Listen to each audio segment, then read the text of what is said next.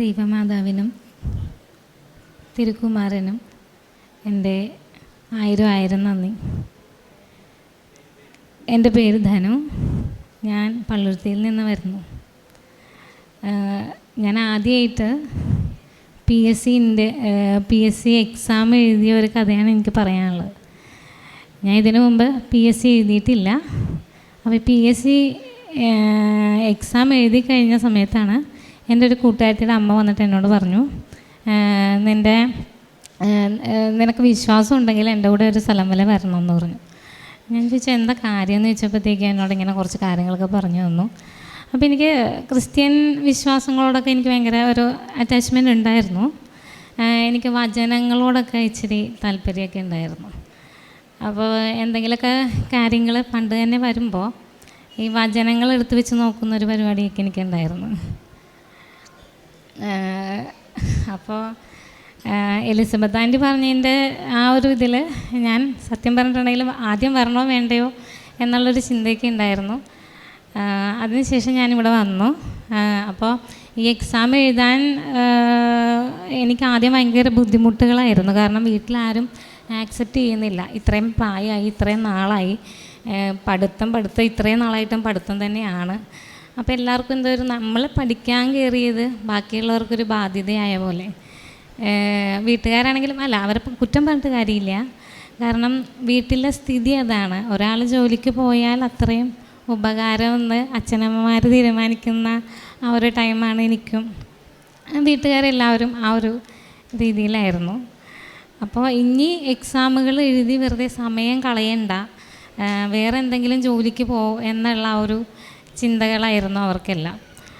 ഞാൻ പറഞ്ഞു എനിക്ക് പി എസ് സി എഴുതിയാലേ പറ്റുള്ളൂ. അപ്പോൾ അതിനു മുമ്പ് വേറെ കുറേ ഫാഷൻ ഡിസൈനിങ് അത് ഇത് എന്നൊക്കെ പറഞ്ഞ് കുറേ സമയം കളഞ്ഞായിരുന്നു. പിന്നെയാണ് ഈ പി എസ് സിയിലേക്ക് വരുന്നത്. ഇത് എഴുതി കഴിഞ്ഞ് ഇവിടെ വന്ന് ഉടമ്പടി എടുത്തു. ഞാൻ നിയോഗം ഇത് കിട്ടണം എന്ന് പറഞ്ഞു വെച്ചു. അമ്മയോട് ഞാൻ പറഞ്ഞ് പ്രാർത്ഥിച്ചു. എപ്പോഴും എല്ലാവരും ഇപ്പോൾ കളിയാക്കും. വീട്ടുകാരാണെങ്കിലും അതെ, ഫ്രണ്ട്സ്, അതേപോലെ കൊളീഗ്സ് എല്ലാവരും പറയുന്നത്, പിന്നെ ലക്ഷക്കണക്കിന് ആൾക്കാർ എഴുതുന്നുണ്ട്, ആദ്യമായിട്ട് നീ പി എസ് സി എക്സാം എഴുതാൻ പോയിട്ട് നിനക്കിപ്പോൾ തന്നെ കിട്ടും എന്നുള്ള രീതിയിലാണ് പറഞ്ഞത്. ഇല്ല, മനസ്സിനൊരു വിശ്വാസം വീണ്ടും വരുത്തിയിട്ട് ദൈവം നമ്മുടെ പക്ഷത്തുണ്ടെങ്കിൽ ആരും നമുക്കെതിരെ നിൽക്കും. ആരെന്ത് പറഞ്ഞാലും ഈ ഒരു വചനം മാത്രം, ദൈവം നമ്മുടെ പക്ഷത്തെങ്കിൽ ആരും നമുക്കെതിരെ നിൽക്കും. ചിലപ്പോൾ ശരിക്കും സങ്കടമൊക്കെ വരും. അപ്പോഴും ചെന്നിട്ട് ഓടിച്ചെന്ന് ചെറിയൊരു രൂപം ഞാൻ വാങ്ങിച്ചിട്ടുണ്ടായിരുന്നു. റൂമിൽ വെച്ച് പ്രാർത്ഥിക്കും. അപ്പോൾ അതിൻ്റെ മുമ്പിലിരുന്നിട്ട് ചിലപ്പോൾ കരച്ചിൽ വരും. ഞാൻ ആരോടും കാണിക്കാറില്ല അത്. പുറത്ത് ഞാൻ കരഞ്ഞ് കാണിച്ചിട്ട് കാര്യമില്ല എന്ന് എനിക്കറിയാം. കാരണം നമ്മൾ കരയുന്നത് കാണാൻ ആഗ്രഹമുള്ള ആൾക്കാരാണ് ചുറ്റിനുമുള്ളത്.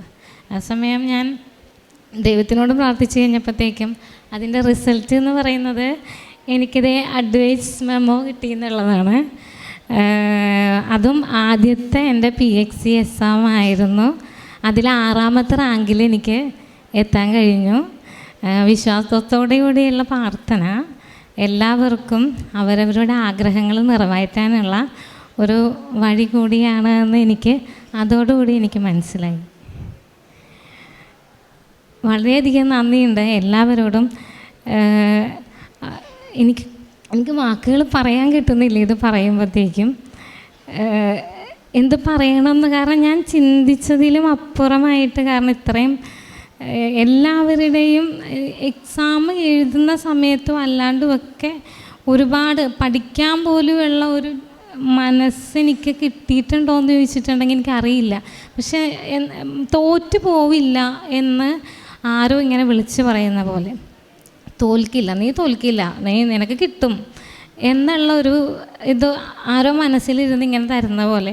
അപ്പോൾ ഓരോ ദിവസം കഴിയും തോറും അഡ്വൈസ് വരുന്നുണ്ട് എന്നൊക്കെ പറയുമ്പോഴത്തേക്കും ഞാനിങ്ങനെ വന്നിട്ട് പ്രാർത്ഥിക്കും, ദൈവമേ ഇങ്ങനെ അഡ്വൈസ് വരുന്നുണ്ട് കേട്ടോ, അപ്പോൾ എനിക്ക് കിട്ടണേ എന്ന് പറഞ്ഞ് ഞാൻ പ്രാർത്ഥിച്ചിട്ട് പോകും.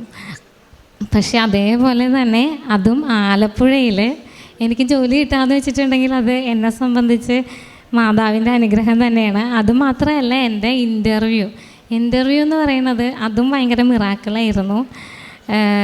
എനിക്ക് എൻ്റെ ഇൻ്റർവ്യൂയുടെ ഡേറ്റ് വന്നതെന്ന് വെച്ചാൽ 7-ാം തീയതി ഡിസംബറിൽ മാതാവ് പ്രത്യക്ഷപ്പെട്ട ആ ദിവസം തന്നെയാണ്. അപ്പം അതും എനിക്ക് വല്ലാണ്ട് എനിക്കൊരടുപ്പായി. അപ്പോൾ ഇന്നാണ് എനിക്കിത് കിട്ടിയ ഇത് അഡ്വൈസ് മെമ്മോ ആയിട്ട് ഇന്ന് അവിടെ ചെല്ലണമായിരുന്നു PSC ഓഫീസിൽ. അപ്പം ഞാൻ അങ്ങോട്ട് പോയി തിരിച്ച് ഇങ്ങോട്ട് വന്നപ്പോൾ എന്തെന്നറിയില്ല, ഞാൻ എൻ്റെ ഫ്രണ്ട്സിനോട് പറഞ്ഞു നിങ്ങൾ പൊക്കോ, ഞാനിവിടെ വന്നിട്ട് എനിക്കൊരു കാര്യമുണ്ട് എന്ന് പറഞ്ഞിട്ട് ഞാൻ ഇവിടെ ഇറങ്ങിയതാണ്. അപ്പോൾ ഇപ്പോൾ പറഞ്ഞു കഴിഞ്ഞപ്പോഴത്തേക്കും വളരെയധികം സന്തോഷം. എനിക്ക് പറഞ്ഞ പോലെ ഞാൻ എൻ്റെ കയ്യിൽ ഞാൻ പറഞ്ഞില്ലേ, എനിക്കങ്ങനെ ഒരുപാട് എന്തെന്നാ പറയുക, കുറച്ച് എല്ലാവർക്കും ഉള്ളതുപോലെ തന്നെ സാമ്പത്തികമായിട്ടുള്ള കുറച്ച് ഇതൊക്കെ എനിക്കുണ്ടായിരുന്നു. അപ്പോൾ ഞാൻ എന്നെക്കൊണ്ടാവുന്ന വിധത്തിൽ ഞാൻ എവിടെയെങ്കിലും പോയി കഴിഞ്ഞിട്ടുണ്ടെങ്കിൽ അവിടെ ആരെങ്കിലും ഭക്ഷണം കഴിക്കാതിരിക്കുന്നുണ്ടോ എന്നൊക്കെ നോക്കും. ചിലപ്പോൾ എന്തെങ്കിലും 50 രൂപ ഉണ്ടാവുള്ളൂ കേട്ടോ. ആ 50 രൂപയ്ക്ക് ഞാൻ അവർക്ക് ഭക്ഷണം വാങ്ങിച്ചു കൊടുക്കും. തിരിച്ച് ഇങ്ങോട്ട് വരുമ്പോൾ എന്തെങ്കിലും ഉണ്ടോ ഇല്ലയോ എന്നൊന്നും ഞാൻ അന്വേഷിക്കാറില്ല. പക്ഷേ ഇങ്ങനെ ആരെങ്കിലും കാണുമ്പോഴത്തേക്കും അല്ലെങ്കിൽ എനിക്ക് തോന്നുമ്പോൾ അങ്ങനെ തോന്നിക്കഴിഞ്ഞാൽ, അവർക്കത് ആവശ്യമാണെന്ന് തോന്നിക്കഴിഞ്ഞാൽ അതിൽ ഞാൻ പൈസ കണക്ക് നോക്കാറില്ല. അങ്ങനെ ഞാൻ ചെയ്യാറുണ്ട്. പിന്നെ അതേപോലെ തന്നെ ഇവിടെ വന്നപ്പോഴത്തേക്കും ഒരു സംഭവം ഉണ്ടായിരുന്നു.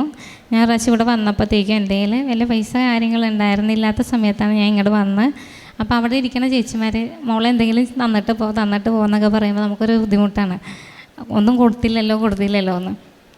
തിരിച്ച് വീട്ടിലേക്ക് പോകാനാകെ 50 രൂപ കയ്യിലുണ്ട്, പിന്നെ ഒരു 100 രൂപ കയ്യിലുണ്ട്. ഞാൻ അവിടെ ഇന്നുവെച്ചാൽ 2 ചേച്ചിമാർ, ഒരു ചേച്ചിക്ക് ഞാൻ പൈസ കൊടുത്തു, പിന്നെ 10ൻ്റെ ആയിരുന്നു, അതൊക്കെ എണ്ണിപ്പെറുക്കി കൊടുത്തു. അത് കഴിഞ്ഞിട്ട് ഒരു അമ്മാമ്മ ഒരു ടിക്കറ്റ് എടുക്കും മോളെ എന്ന് പറഞ്ഞു. ഞാൻ ടിക്കറ്റ് എടുക്കാറില്ല എന്ന് പറഞ്ഞ് ഞാൻ ഒഴിവാക്കി വിട്ടു. പിന്നെ ഞാൻ ഓർത്തു പാവം കൊടുത്തേക്കാം എന്ന് വിചാരിച്ചിട്ട് ഞാൻ ആ പൈസ പുള്ളിക്ക് കൊടുത്ത് ഞാൻ അവിടെ നിന്ന് ടിക്കറ്റ് വാങ്ങിച്ചു.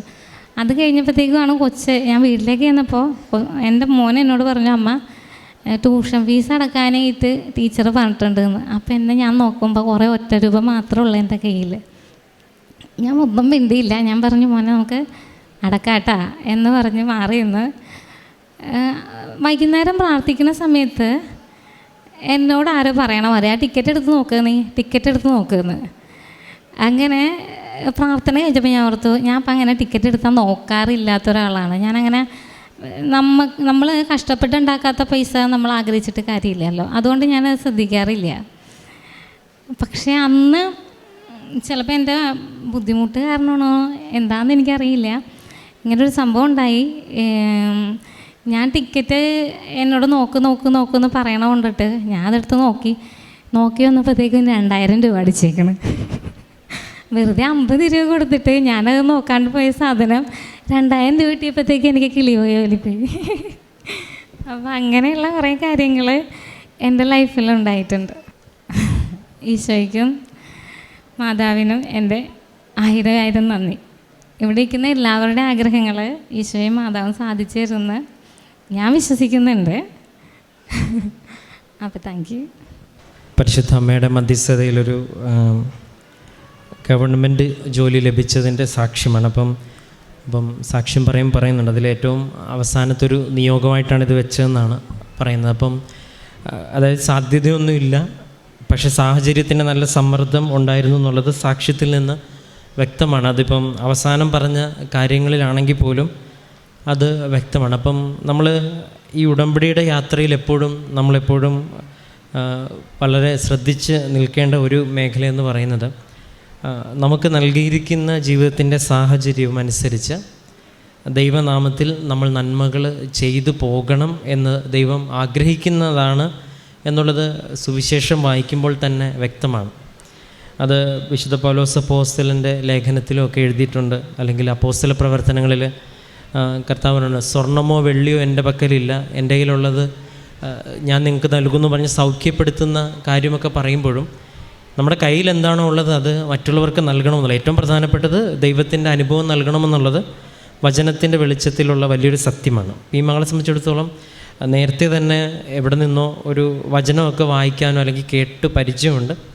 അപ്പം ആരൊക്കെ എനിക്കെതിരെ, റോമക്കാർക്ക് എഴുതുന്ന 8:31 പറയുന്നതാണ്, എല്ലാവരും എതിരുന്നാലും കർത്താവിൻ്റെ പക്ഷത്തെങ്കിൽ ഞാൻ ആരെ ഭയപ്പെടണമെന്നുള്ളത്. അപ്പോൾ ഈ ഒരു വചനത്തിനൊരു അഭിഷേകമുണ്ട്. അതിപ്പം ഓരോരുത്തർക്കും ഓരോ രീതിയിലാണ്. അപ്പോൾ എല്ലാവർക്കും ഈ വചനത്തിലൊരു അഭിഷേകവും ശക്തിയും ലഭിക്കണമെന്നില്ല. അതുകൊണ്ടാണ് വിശുദ്ധ ഗ്രന്ഥ പാരായണം നമ്മൾ അത്യാവശ്യമാണെന്ന് പറയുന്നത്. കാരണം നമ്മളൊരു 2-3 അധ്യായം വായിക്കുമ്പോൾ അത് ചിലപ്പോൾ ഒരു സെൻറ്റൻസ് ആയിരിക്കും ചിലപ്പോൾ നമുക്ക് നമ്മുടെ ജീവിതത്തിൽ എന്തോ ഒരു കൃപ നൽകുന്നത്. അത് വചനത്തിൻ്റെ ഒരു ശക്തിയാണ്. അതിപ്പോൾ ആര് വായിച്ചാലും, അത് ക്രിസ്ത്യൻസ് ഒന്നോ അങ്ങനെ ഒന്നുമില്ല, അത് പ്രാർത്ഥനാപൂർവ്വം ആര് വായിച്ചാലും ദൈവം സംസാരിക്കാൻ ആഗ്രഹിക്കുന്നുണ്ടെങ്കിൽ നിങ്ങൾക്ക് അതിനകത്തൊരു നോട്ട് കിട്ടും. അപ്പോൾ ദൈവത്തിൻ്റെ ഒരു സാന്നിധ്യം ഇന്ന് ഏറ്റവും അധികം അനുഭവിക്കുന്ന ഫസ്റ്റ് പ്രയോറിറ്റി എന്ന് പറയുന്നത് വിശുദ്ധ ഗ്രന്ഥമാണ്. അല്ല, ദൈവം നമ്മളോട് നേരിട്ട് സംസാരിക്കാൻ ദൈവത്തിന് സാധിക്കും. പക്ഷേ ആ സംസാരിച്ച വാക്കുകളെ ആദ്യം പരിചയമുണ്ടെങ്കിൽ ദൈവത്തിനത് വളരെ എളുപ്പമാണ്. അത് മറ്റുള്ള സാക്ഷ്യത്തിൽ നിങ്ങൾ പരിശോധിച്ചാൽ മതി. കണ്ണടച്ചപ്പോൾ എനിക്ക് ഈ വചനം തുറക്കാൻ തോന്നി, കണ്ണടച്ചപ്പോൾ എനിക്ക് ഈ വചനം നൽകി, ഞാൻ വിശ്വസിച്ചപ്പോൾ ഈ വചനം കിട്ടി. അപ്പോൾ ദൈവം സംസാരിക്കാനായിട്ട് ആഗ്രഹിക്കുന്നത് ഏറ്റവും പ്രധാനപ്പെട്ടത് വിശുദ്ധ ഗ്രന്ഥത്തിലൂടെയാണെന്നുള്ള കാര്യം നമുക്ക് എല്ലാവർക്കും അറിയാവുന്നൊരു സത്യമാണ്. അപ്പോൾ ഈ വിശുദ്ധ ഗ്രന്ഥത്തിനോട് ഒരാൾ അടുക്കുമ്പം ദൈവത്തിന് സംസാരിക്കാനും വളരെ എളുപ്പമാണ്. ഒരു പക്ഷേ ആ വചനം നിങ്ങൾക്ക് വെളിപ്പെടുത്തി തരികയോ ദൈവത്തിൻ്റെ ഹിതം എന്താണെന്ന് തിരഞ്ഞെടുക്കുവാനായിട്ട് നിങ്ങളെ സഹായിക്കുകയോ ചെയ്യും. അതിപ്പം എല്ലാ സാക്ഷ്യങ്ങളും ഒരു പക്ഷേ ബൈബിളിനെക്കുറിച്ച് അറിയാത്തവരോട് പോലും കർത്താവ് വചനം വെളിപ്പെടുത്തി എന്നുള്ള സാക്ഷ്യങ്ങളുണ്ട്. നീ പോയി ബൈബിൾ എടുത്ത് ലൂക്കാതുമ്പോൾ അവർ വിളിച്ചു ചോദിക്കുന്നത് ഏത് വചനമാണ്.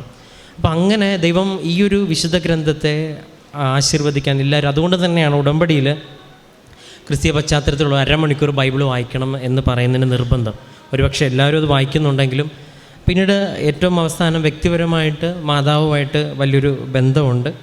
ആ ബന്ധത്തിൽ നിന്നാണ് സംസാരിക്കുന്നതെന്ന് സാക്ഷ്യം കേൾക്കുന്നത് നമുക്കെല്ലാവർക്കും വ്യക്തമാണ്. അപ്പോൾ ദൈവം നമ്മളൊരു നിയോഗത്തെ മുൻപോട്ടെടുത്ത് വെക്കുമ്പോൾ ദൈവം നമ്മുടെ സാഹചര്യങ്ങളെ പരിഗണനയ്ക്കെടുക്കും. അപ്പോൾ നമുക്കറിയാം, സാഹചര്യം പഠിക്കുവാനും നമ്മുടെ ജീവിതത്തിൻ്റെ സാഹചര്യങ്ങളെല്ലാം പരിഗണിച്ചതിന് ശേഷമാണ് പിന്നെ നമ്മുടെ ആത്മാർത്ഥത. അത് അച്ഛൻ എപ്പോഴും പറയുന്നത്. അപ്പോൾ നമുക്ക് ലഭിച്ചത് എന്താണോ അത് കൊടുക്കുവാനും നമുക്ക് ലഭിച്ച സാഹചര്യത്തിൽ മാതാവിനെ ഈശോനെ മുറുകെ പിടിക്കാനും ശ്രമിക്കുമ്പം ദൈവം ഒന്നും തന്നില്ലെങ്കിലും മുന്നോട്ട് പോകാനായിട്ട് നമ്മൾ സുവിശേഷത്തിൽ വായിക്കുന്ന പോലെ തളർന്ന് വീഴാതിരിക്കാനായിട്ട് എന്തെങ്കിലും ഒരു അപ്പം നമ്മുടെ ജീവിതത്തിൽ ദൈവം അനുഭവമായിട്ട് തരും. ചിലർക്കത് സ്വപ്നമായിരിക്കും, ചിലർക്ക് ദർശനമായിരിക്കും, ചിലർക്ക് ഇതുപോലെ വ്യക്തമായിട്ടൊരു ഉത്തരമായിരിക്കും. വേറെ പ്രത്യേകിച്ച് ഈ മകൾക്ക് നൽകിയ ദൈവാനുഭവത്തെ പ്രതി നമുക്ക് കരങ്ങളടിച്ച് ദൈവത്തിൻ്റെ നാമം മഹത്വപ്പെടുത്തും. അത്യപൂർവ ദൈവാനുഭവങ്ങൾ ഇനി നിങ്ങൾക്കും സ്വന്തം. ഈ യൂട്യൂബ് ചാനൽ ഇതുവരെ സബ്സ്ക്രൈബ് ചെയ്തിട്ടില്ലെങ്കിൽ ഇപ്പോൾ തന്നെ സബ്സ്ക്രൈബ് ചെയ്യുക. ഈ വീഡിയോ ഇപ്പോൾ തന്നെ നിങ്ങളുടെ സുഹൃത്തുക്കൾക്ക് ഷെയർ ചെയ്തുകൊണ്ട് കർത്താവിൻ്റെ പ്രേക്ഷിതരാകുക.